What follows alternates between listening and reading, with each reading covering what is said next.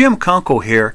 Make sure that you subscribe to my channel and set the notification bell to all so that you won't miss any of my new content.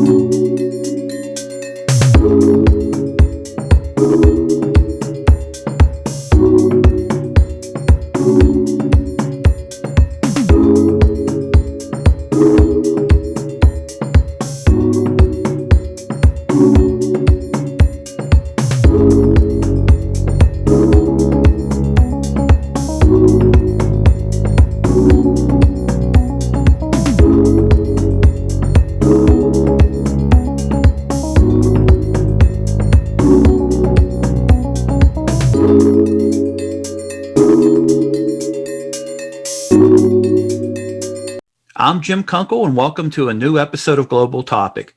Today's topic will be on the Corrosion Center located in Qatar, and today's guest will be Hanan Farhat, who's a professional engineer.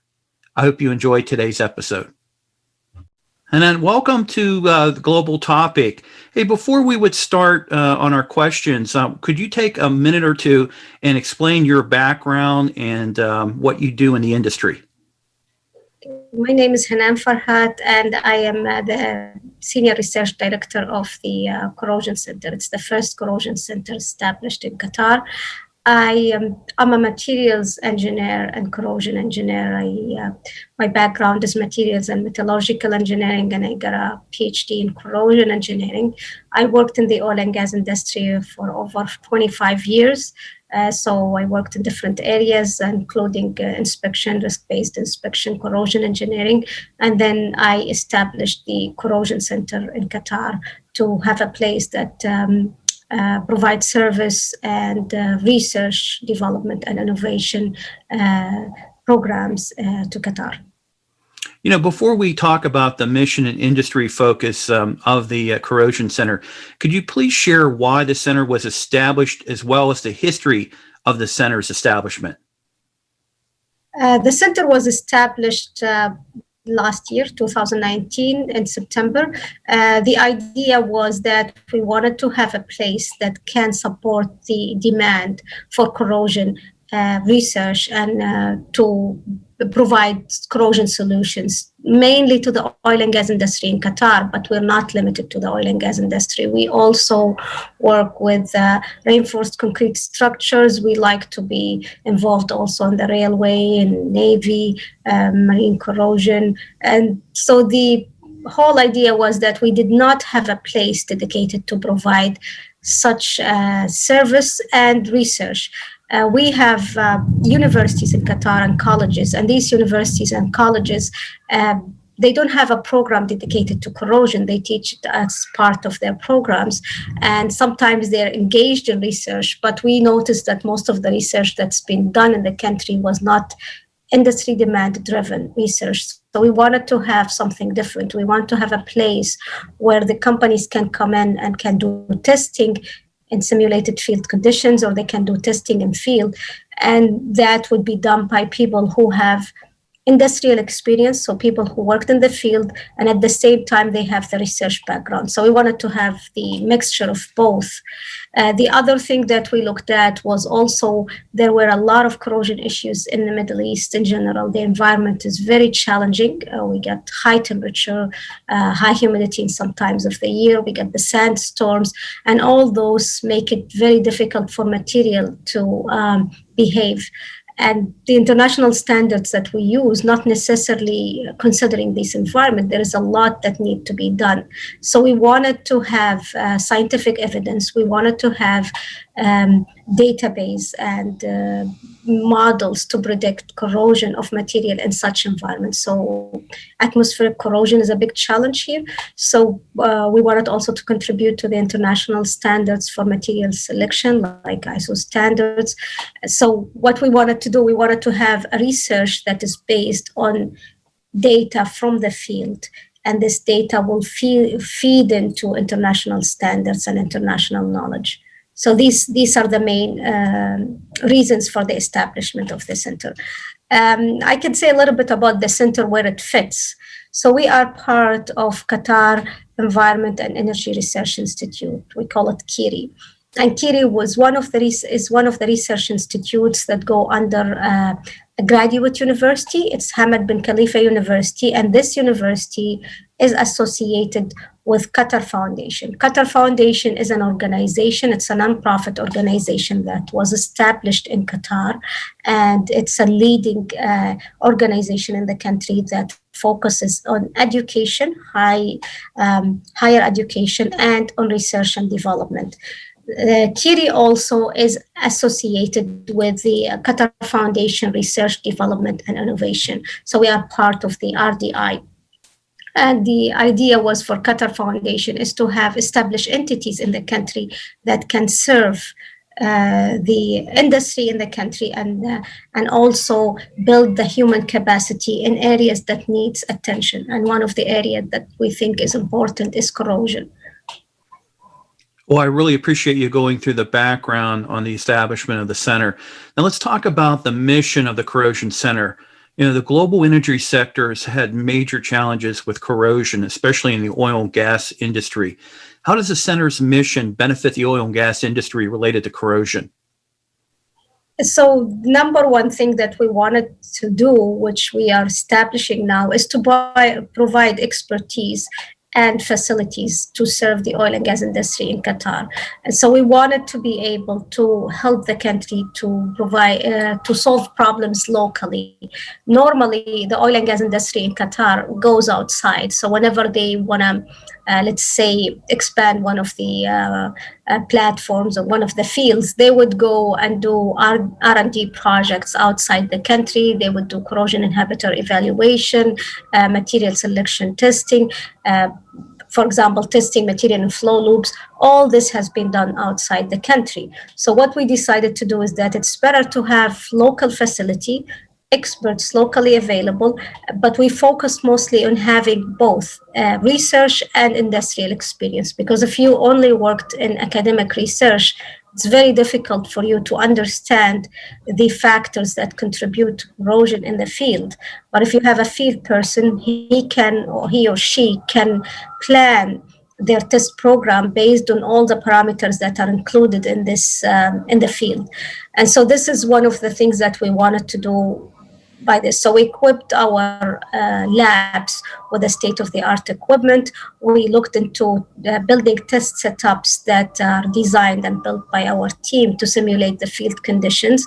And we also have some outdoor testing facilities. We have some testing outside in the field. So we try to replicate what's in the field, either in the lab or outside. We also do testing in a large scale and small scale. So we do both. So that's number one, is providing solutions, providing expertise. Number two is the one that we looked at, is we wanted to merge the research and innovation technology with the engineering. So we wanted to have state-of-the-art, or let's say high-end research done in Qatar, but this research is industry demand driven. So we wanted to use the technology, use the capabilities of research to work with engineering to find solutions to problems that we face in Qatar and internationally. So we're looking into issues that, for example, we work a lot with stress corrosion cracking. We established a partnership agreement with Corrosion Center. And so what we are doing, we are using the expertise from Curtin and expertise from Qatar, and we're joining the forces to look at issues that are known to be big problems in the oil and gas industry. So we identified four main projects that are issues for Qatar and for also the oil and gas industry in general. We're looking into acid gas corrosion, CO2 and H2S corrosion. So this is one of the projects we're working on.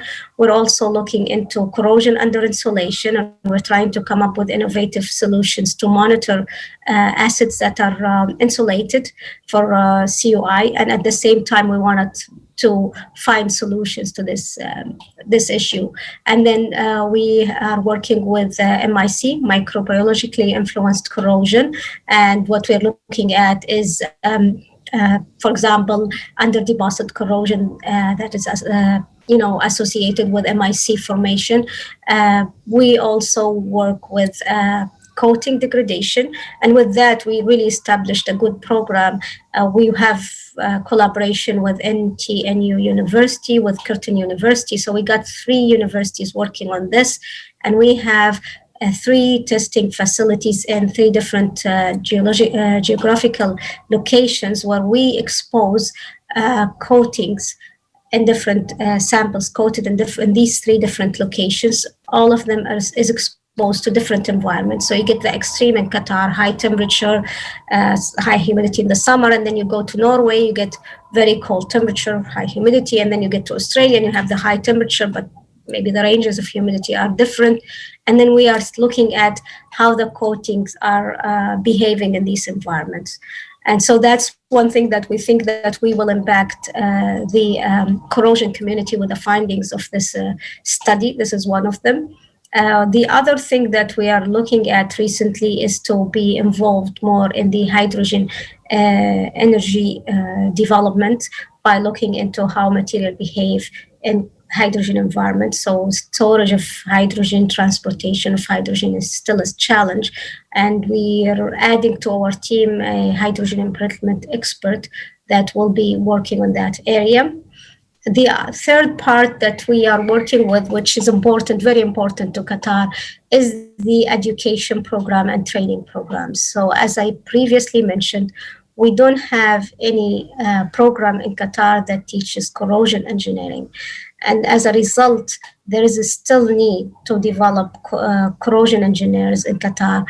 And what happened is that you end up having engineers graduating from university, working in the field, and then they get into corrosion, but they don't have the background and the knowledge. So what we are establishing is we started with a Corrosion Center series of seminars and webinars, but we also conducted corrosion workshops. So we're going to be having an annual corrosion workshop of the outcome of our research projects.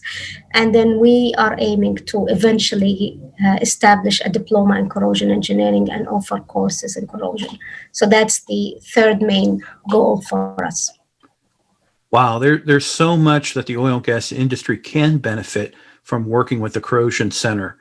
So are you able to share the future plans or new initiatives that the center is looking to establish? The biggest initiative that we are looking at is the use of artificial intelligence into corrosion monitoring. And so we are working with a group of scientists and researchers, AI experts from Hanan Khalifa University, from NTNU. From NTNU, we have the corrosion team. We have also collaborators from University of Alberta and from Curtin as well.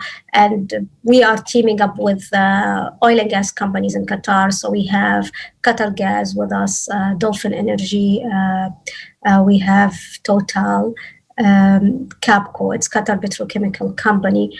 And then we have the Ministry of Municipality and Environment. And the team is looking into, just submitted a research proposal that all the team work together into developing an AI engine, or more than one AI engine, looking into coating degradation and reinforced concrete structures corrosion. So we're looking into establishing systems that monitor these structures and then diagnose the structures, determining when we have issues, and also do a risk assessment. So identify which equipment are at risk and support in preventive maintenance planning and inspection planning. So this is our new project that we're working on, plus the other one that we are trying to start establishing is the hydrogen energy storage and transportation with the hydrogen embrittlement experts. So these are the two new projects that we're adding to our portfolio.